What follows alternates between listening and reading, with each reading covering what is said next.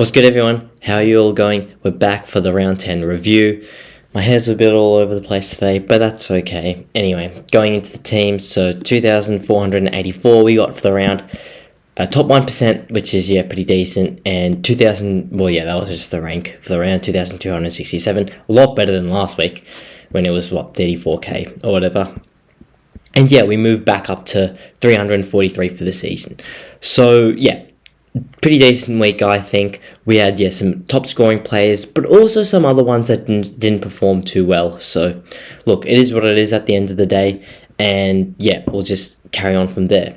I think I made my trades. I'll quickly reverse them. Okay, so getting into the team now. So this is just what we had last week. So, it was Ryan with the 122 and everything. I think this is a bit scuffed. Let me refresh.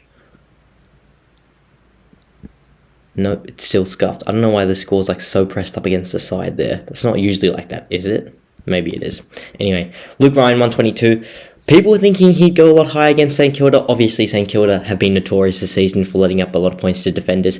Look, to be honest, Luke Ryan's kind of been out of form the last few weeks. I know he had that 197 against Richmond 2 weeks ago, which was great, sure, but it was against Richmond, and Richmond's just league points. So, I thought this was probably a pretty stock standard score, what you would expect from him. So, anyway, it's still decent. Dacos, 105. Oh my gosh, so I vice-captained him, as you can see. 41 touches for 105 points. That's insane. He was on 70 at halftime. He only had 30, 35 points in the second half. What is going on? I think he had 10 clangers or something like that. So, obviously, they just kill your scoring and everything. But, really, I get the way that champion data scores points. It's due a lot to efficiency and everything, and because it's the way that players, what key stats actually have an influence on winning. So I understand that. But if you're actually watching individual games and you're looking at the context of each game, Dacos here had so much more of an impact than to just get 105. It was certainly 120 minimum, But again, I get the way they do the scoring. I just don't think it's really that good. Anyway, 105, it's whatever. We did, end up going captaincy on Sarong. Went okay. Got tagged, so we'll get to him. But Houston, 148. Great performance from him. Kicking the 3 goals. Pretty crazy. And he looked like he was playing up the ground a little bit more. Especially with no Wines, who went down early in the game. Hopefully he gets better from that. But anyway, Martin was playing forward. Jeez. Kind of strange, especially against North Melbourne, who don't really apply a heap of forward pressure. You would really think that Martin, he would have certainly dominated a lot more if he was playing a lot more defence. But anyway, to ton up isn't the worst in the world. Sheezel, 117. Look, so he was playing midfield, but from what I saw, he was playing a lot more of midfield defence, which I really think is a good role for him. It was not okay, think about a Dustin Martin, a prime Dustin Martin. He's playing midfield, yes, but he's playing mid-forward, That's why, he would kick so many goals and stuff. I think that's a role that Cheezel can go into, but for the defender side. Midfield defence, And I think he played that quite well. And if he can do that, then he can still score quite well. So, 117, like that from him. Hayden Young, 121. I only really saw the first half of this game, but he looked or first quarter maybe even, because this was a Saturday night. So, there were 2 games on at the same time.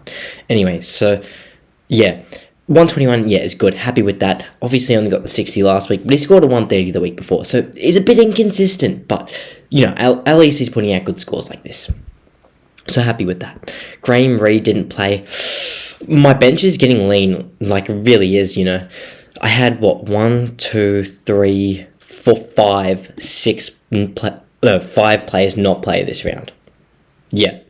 So that's a bit disappointing, especially because that's probably been the strong part of my team so far this year, just having so many players play and my cash generation. And that's really starting to, kind of teeter out as the season wears on, as you would expect. But anyway, Sarong, 118, good. Getting tagged, so it was a bit difficult by Windhager. It looked like it wasn't a super strict tag or anything, but he was running with him from stoppage to stoppage. And I think especially, after the first quarter, when Sarong had started well, the tag got more and more closer, basically. And yeah, more and more strict. But to still get a 118, happy with that. Butters, 127, yeah, amazing last quarter and everything, but wasn't going too well up until then. You would have thought he would have certainly put the pain on Hawthorn, especially with no Finn McGuinness in the team, so there was really no chance of a tag. So, yeah, anyway. Bontempelli 93, look, he got tagged at the end of the day by Callan Ward, so you can't be too harsh against him. But, like, people complain, same as Merritt 94, you know, got tagged by Liam Shields. People complain that it's like, oh, like, these players aren't scoring well and everything. But it's like, they're getting tagged. Like, it's not their fault. Like, if you actually watch these guys, like, if you watch these two guys, they're putting in effort. Like, you can never doubt these guys' effort. Matt Rowell for the last 2 weeks, you could never doubt his effort when he was getting tagged, you know? They're putting in the effort. It's just that it's so hard to break a tag. Like, half the people that are saying this stuff, like, if you listen to people's opinions, like, yeah, like, you can try, but it's very hard to break a tag. Like, a lot of these people have never actually been tagged themselves in a football game. Like, you wouldn't know. You wouldn't know, you know? So, yeah, if you've actually been tagged, then you'd know. It's very difficult to break it. Steele, 86, not too good. Look, he should have played better. He wasn't getting tagged or anything, so it's what it is. Obviously, he had the 2 easier weeks prior to this, so he did score better. This week, maybe that's back to normal for him. Who knows? We'll see. Green, 95. He was playing well, scoring well up until about half-time-ish, and then, yeah, just fell off a bit, especially, I think, once GW started losing by a lot. Wilson, 75. Obviously, so his break-even is about up to 75 now. I'm not sure whether I'm going to trade him this week. I might hold. I might try to hold through the buys. I don't know. I'm not completely sold either way yet. Closey, 49. Yeah, it's alright. I might try to hold for one more week, but again, might trade him this week. Not exactly sure. Garcia got dropped, it's a bit disappointing, and Lazaro is just leaking cash. Like, what's even the point? Like, at least he's a warm body on the bench, but it's like, whatever. Like, he did have a few games where he was sub and everything. Like, the 15, I think he was subbed in. I think this game he may have got subbed off. I'm not actually sure. I can't remember. But, yeah. I mean, yeah, played 65 minutes, so he might have got subbed off. But regardless, he wasn't even playing that well. So, like, in other weeks, when I've defended him, I was like, I think this Fremantle game, he was playing well, and he got subbed. Did not deserve to be subbed there. But, yeah, this game, he was playing bad. So, yeah, his performances have certainly gotten worse as the season has worn on. Anyway, Gorn, 109. Yeah, I mean, West Coast is just a good team at home at the end of the day. Obviously, you see, like, Harley Reid scoring very well. A lot of people are going to say, like, oh, like, he could be a forward keeper. And maybe he could be, but at the end of the day, I still think, for me, obviously, trading him out last week, I still think it was the right move. Because, realistically, again, you know, half his games are pretty much going to be at home, half are going to be away. In a quite a weak team still, West Coast. They're probably not as weak as maybe we thought they were, as compared to even 5 rounds ago, but they're still quite a weak team. And they're going to get smashed quite a lot still, especially when they're playing away from home. And, yeah, I mean, Melbourne, yeah, this is a very inconsistent team, Melbourne, so who knows. Anyway, and I'm fine with trading Harley Reid out. If he's still playing really well, like, at the end of the day, we can trade him back in. Like, there's no reason why we can't. But I'm still fine with how it sits right now. Again, we got in Zorko for him. And Zorko still, you know, even though Reid got 130 or 140 nearly, I think, Zorko still put 20, 30 points on him. So, it's okay. Sweet, yep, that's good that he didn't play, whatever, we traded in Visentini. Hopefully Sweet's back this week. Hopefully they play both of them. I mean, they did play Soldo and Sweet in a game or two together early in this year, so they have tried 2 rucks together. I think Sweet did get subbed out then, though. But, yeah, anyway, Visentini, look, because if we weren't going to trade him in, we would have copped a donut, and I didn't want to trade another, like, premium ruck in. I didn't want to get Jackson or anything, who did end up going well, but Darcy could be back this week, and Zorko, yeah, I want to get Zorko v Richmond, so, look, Visentini, it at least covers me, you know, even if Visentini does play this week, or if Visentini gets dropped, then Sweet will play. If Visentini is still in the team, so he doesn't play, then I got Visentini. So I'm going to have a ruck this week, unless Soldo comes back and they both get dropped. But I don't think Soldo's back yet. I think he's at least another week away, maybe 2 weeks away, maybe even longer than that. But yeah, anyway, 94. I mean, he scored well. Like, people are saying that Meek dominated him. He didn't dominate him. Meek won the battle between the two, sure, but he didn't dominate him. And Visentini didn't lose by a lot. And I think these two can coexist in the same team. Sweet and Visentini. But, yeah.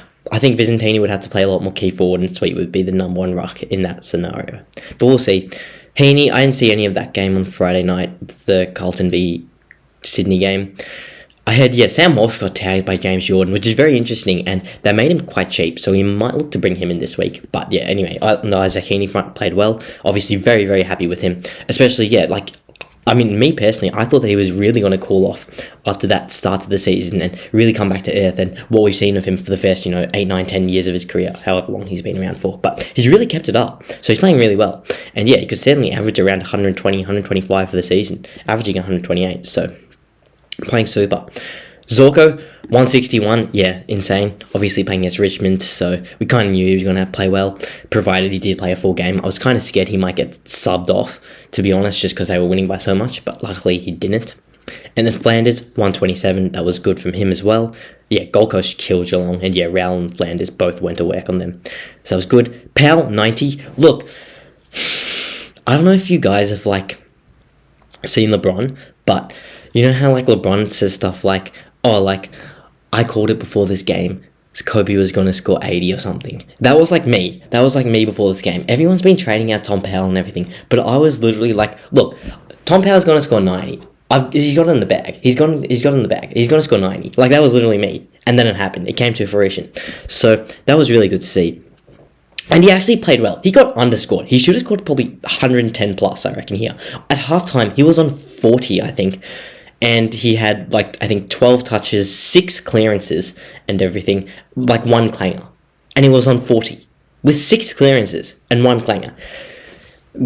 He got way underscored, to be honest. And it was a close game at halftime. It's not like North Melbourne were getting blown out. I think it was 47-40. And Essendon were winning by 7. And then, he ends up getting 90. He definitely should have got more than that. He got way underscored. So I'm actually looking pretty positively at the Powell front. This is a guy we got for 312k, and I think he can probably put up 85 to 90 for the rest of the year. For an F6, that's not the worst in the world. Darcy, 84. Yeah, I think we might look to trade him next week, potentially. Against Sydney is kind of a tough matchup, and I would like to loop, but we're probably not going to be able to because we don't have any other forward rookies to cover now that Jones is injured. And Garcia, 51, he got subbed out. I think a bit unlucky. At least it was in the fourth quarter. It wasn't in the third quarter or something. But, I think if he didn't get subbed, he probably would have scored about 65. So we lost a bit of points there. But anyway, not the worst in the world. We'll probably hold Garcia for one more week, and then maybe trade Darcy and Garcia out together next week. We'll see, though. They remain to be seen. Regardless, that's the team. And Darcy Jones obviously got injured. We moved Livingston forward. So, that's just how that's looking. And, trades, as I said now. So, who do we want to get in? Well, firstly, who do we want to get out? Like I was saying, there's a few people that could potentially get moved. Graham doesn't look like he's going to get another game with Gold Coast winning by so much, at least in the short-term future. But who knows? Closey, Wilson, it's probably going to be 2 of those 3, I would imagine, that I'm going to trade. Wilson, Closey, Graham. 2 of those 3 are going to get moved this week. I think if I was going to hold any of them, I guess it would be Closey, because he's probably going to actually play and make money. Graham will make money, but he's not going to play. So, okay, just say, I haven't confirmed this, but say, if it's Wilson and it's Graham, then 789k, so we can pretty much get anyone. I think the rookie that we do want of choice this week is going to be Joe Richards. I think Jamie Elliott seems to be out for a while, so I think that's okay. So if we go Joe Richards, but this is the problem, because we can get Joe Richards in, but we might have to play Tom Powell on the bench for a week, because even if we do this, then we got a spot in the mids for whoever we want, really. We can get pretty much anyone in the competition. But I think it would be Walsh, to be honest. I think I'd go Walsh. So it's sort of about average. Neil's looking good. I think it'd be Walsh. So, let's just say we did this. I'll go through some players. But apologies there. I think my laptop just ran out of space, so I had to delete some files. But we're back. So anyway, as we were just saying, so Sam Walsh is probably the player of choice that we're looking to get in. What I would do, so swap back Powell and Flanders. And we just have to play Tom Powell on the bench for a week. Or, what we could do if Tom Powell scores really well, he probably wouldn't even against Port Adelaide, but if he does, then we can just take off Tom Green or something, who's playing. Oh, actually, I don't know, maybe it'll be Jack Steele or something like that, just depending on matchups against Melbourne. Who knows?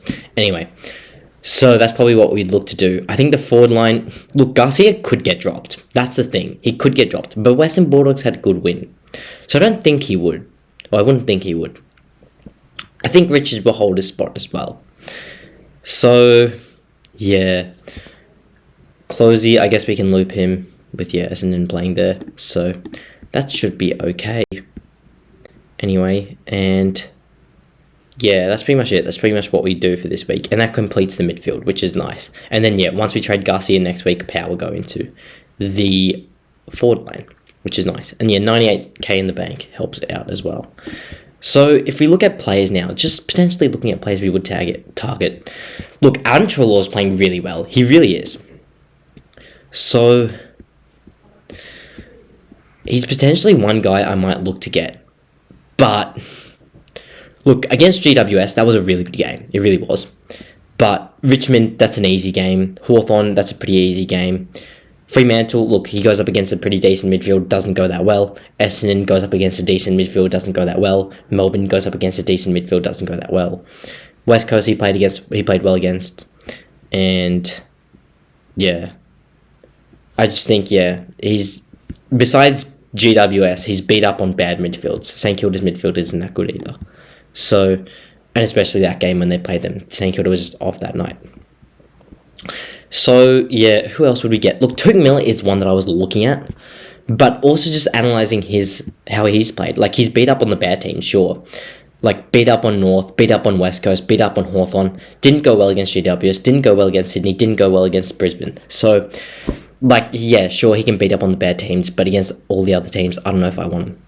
Rowan Marshall's been in extremely hot form, but just obviously, as you saw with the Rucks, Sweet and Visentini, I can't really trade any of them. Well, I can trade them, but I'm not going to yet. But he's played amazing the past 2 weeks. Absolutely amazing. If anyone got him, the 0.2% of people that got him after this North Melbourne game, you would be licking your lips. And 3% of people traded him out after the Port Adelaide game. That's insane. That's pretty crazy. But anyway, so we might look, because the thing is, like, for the Rucks, obviously we do have Sweet and Visentini. Who are we actually going to look to get in for the Rucks? Like, I've been saying the whole time, we're going to wait for Tim English. I don't think I want Tim English anymore, to be honest with you. He hasn't been playing that well. I think it's probably either Marshall or Grundy, if we're being real, as our R2, which, again, we started with Grundy. So we've wasted a lot of trades in the R2 position this year. Like, think about how many people we've had there. So we started with Grundy, then we went to Luke Jackson, so we swapped him up, and we ended up trading Luke Jackson out later. Then we went to Lloyd Meek, then we went to Jordan Sweet, and now Visentini was in our R2 position this week, as he got subbed on. So, what was that, 5? Plus, then we go to Marshall, 6 different people. Crazy. We just screwed around with it way too much. We should have just kept Meek and kept it at that. Anyway, so that's just the mistakes we make. Look, at the end of the day, I think, so after this week, we'll have 3 more upgrades to make. We just had these 3 spots. No, 4 more upgrades to make. No, 3 more, because Power will come onto the field. So we'll have 2 forward spots and the ruck spot. So that will be 6 trades, and that'll get us down to 10 trades.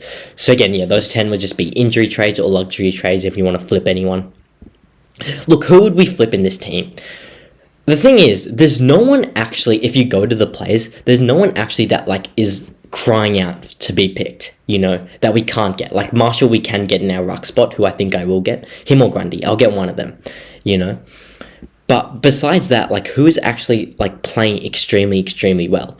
As a midfielder, Anderson's inconsistent. Sure, he'll go 150 another game, but he'll also score 60 in another one. 151, 92, 70, 149. Inconsistent. And he beat up against the bad teams again, but went bad against North. I'm not sure why that was.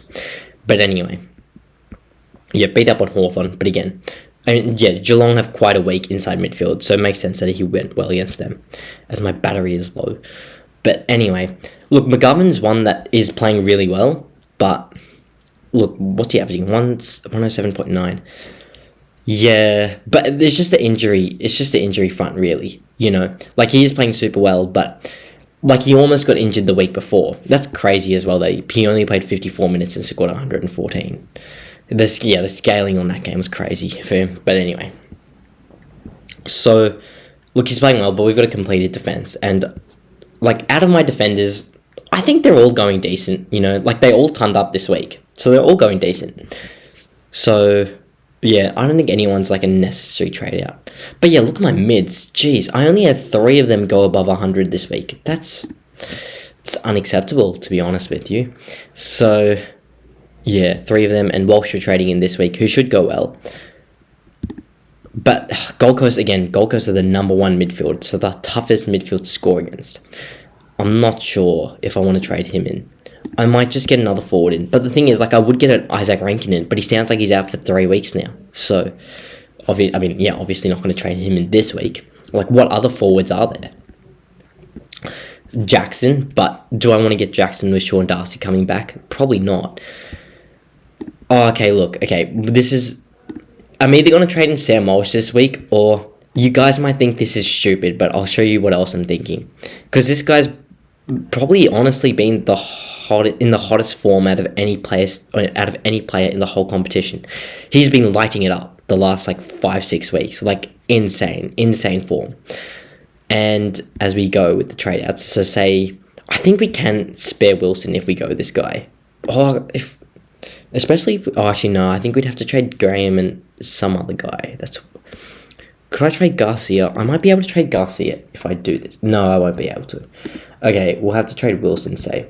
But, okay, so it's obviously going to be Richards, and we're going to have to sub it in Powell, like I was just saying. So, Richards, and not Ed Richards, no. It's not Ed Richards. And then get this. Who am I going to go with? You guys, this is like suspenseful. It's like building tension. Who am I going to go with? Once this loads to only show the forwards, I can show you guys. Who am I going to go with? That's my fault. Okay, just put in here. Okay, now, get this. Jake Waterman. That's what I'm thinking. But yeah, look at this guy's form. Insane. Like 176 against Richmond. Like obviously, okay, Richmond not good, so we knew he was going to score that. But 107 against Fremantle, that's good. 116 against Gold Coast, that's still pretty good, you know. And then 142 against Melbourne, that's really good. 92 against Essendon is not too bad either. Like, and he did miss a week in there because I think he had a concussion, but like he's playing well, and his matchups now aren't too difficult. Adelaide key defenders aren't that good; they're still pretty young. St Kilda key defenders, Dougal Howard was playing VFL a few weeks ago. North Melbourne key defenders are not that good, even though they just locked down Carl Langford. I think that was Aiden Core, just an absolutely amazing job on him. Essendon key defenders, they're okay. But if Zach Reid comes back, if you got Zach Reid on Jake Waterman, he's going to eat him alive. Hawthorn key defenders like what, Ethan Phillips or something? You know, Melbourne key defenders, well, he just went amazing on Melbourne. And, I mean, yeah, look at the goals. I mean, that's the thing. Like, he's got to kick goals to score well. Like, you can see, even when he kicks 1 or 2 goals, he doesn't even score that amazing. But West Coast also got pumped in all those games. Since they've even at least been competitive, he's been scoring amazing. But it's just so difficult, you know. So difficult. Wait, I want to see... what have his scores been so far? No, what did he start at? Like, imagine if you're one of these people, even if you traded him in after the 176 for 419, like, you would have got an amazing average from him. So, yeah, look, I don't really know. If I trade in a forward this week, it might be Waterman. Otherwise, it might just be Sam Walsh. I'm not sure though, because who do I want to complete my forward line? Maybe it's Jackson. It's probably Rankin, so Rankin's one of them. Otherwise, after Rankin...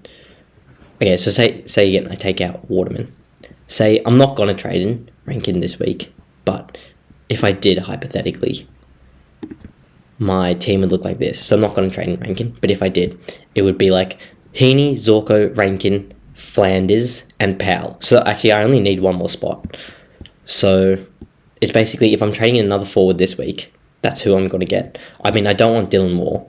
He's not played that well. In a bottom 4 team playing forward, you don't want that. And that's the thing. I don't know if you guys saw, but again, as a Hawthorn supporter, yeah, obviously Hawthorn lost yesterday against Port Adelaide and everything. And it was a close game, as you all saw, as I'm sure you're all quite aware. And they did lose by 1 point. And afterwards, you could see Ken Hinkley getting rather excited about it. And on the one hand, you may be saying, look, like his team just won by 1 point. Of course he's excited. But on the other hand, you beat a bottom 4 team in round 10. Like, is that good? Should you really be getting that excited about it? No. Regardless, anyway, that was my standpoint on watching. So, look, my screen is frozen. So, as you can see, this little rainbow kind of thing that's on the screen here, it's showing that it's frozen. Anyway, what else are we thinking? I'm not sure. Like, who else do we want otherwise? People are saying Charlie Cano. He was playing defense. I don't want Charlie Cano in my team. Harry Mackay, look, potentially, but probably not either because he's also a Carlton key forward. I mean, Carlton are a good team, but they haven't been playing that well so far. But they've also had a difficult fixture, and I think it gets easier for them now. Shea Bolton, like, people are saying Shea Bolton, you're picking a forward in the worst team in the competition's team. Like, they're the worst team in the competition. Why would you want a forward in their team? Even if he's playing midfield. They're the worst team in the competition. The ball's not going to be down that end, even if he's playing midfield, like I said. Zach Fisher, look, you could, but Mikecha didn't play on the weekend. I know Fisher scored a 140 even the week before when Mikecha did, but it's Zach Fisher at the end of the day. I'm not going to pick him. Reid, look, if Reid is at the point where he's a keeper, I'm happy to trade him back in. I'm happy to.